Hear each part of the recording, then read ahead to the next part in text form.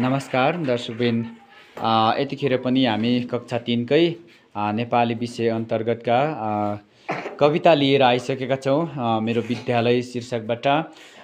यो चाहिँ हामीले कक्षा 3 मा नै यो शब्द सङ्ख्या र अक्षर सङ्ख्याहरू चिनाउनका लागि बुझाउनका लागि यो छन्द मार्फत मैले सिकाउने कोसिस गरिरहेको छु र जति पनि लोक छन्द का कुराहरू रहन्छ यो चाहिँ एउटा मात्रै शास्त्रीय छन्द राखिएको छ।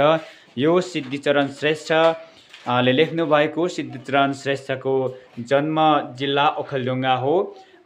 यो चाहिँ उपजाति छन्दमा लेखिएको हो। यहाँ शास्त्रीय छन्द अन्तर्गतको उपेन्द्र बज्रा र इन्द्र बज्रा मिलेर उपजाति छन्द भएको छ। यसलाई हामीले गति यति मिलाएर गाउने र पढ्ने कोसिस गरिरहेका छौँ। यो अक्षर सङ्ख्या र शब्द सङ्ख्या चिनाउनका लागि यसरी मैले कक्षा 3 मा नै छन्दलाई सिकाइरहेको छु है त। 3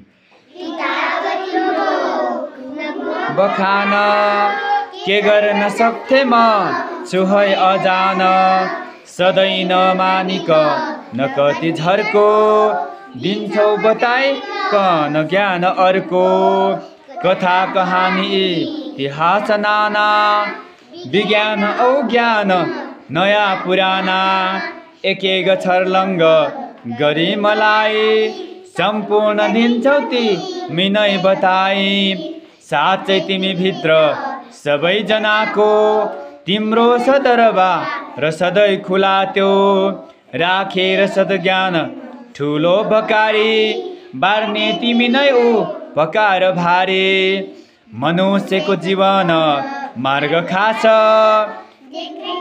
देखाइदिन्छौ न भनी हताश, पढेर राम्रा बढिया किताब, म गर्छु अज्ञान सबै सखाप। ठिक छ? ठिक छ नि हैन? अक्षर सङ्ख्या र शब्द सङ्ख्या त बुझिन्छ नि हैन? बुझिन्छ नि हैन? बुझिन्छ, जानिसक्यो यतिन्जेलसम्म? सकियो, यता सुयोग सकियो, जानिसक्यो। अब शब्द सङ्ख्या र अक्षर सङ्ख्या त गर्न सकिन्छ नि हैन? ओके ल।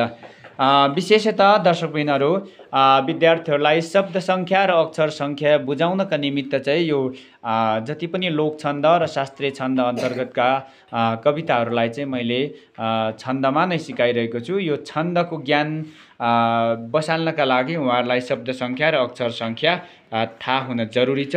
र यतिखेर ह्रस्व दीर्घका विषयमा चाहिँ भाइ बहिनीहरूलाई आउँदैन, त्यो ह्रस्व दीर्घका विषयमा पनि माथिल्लो लेभलमा सिकाउनु पर्ने हुन्छ है त। ल दर्शकबिनहरू।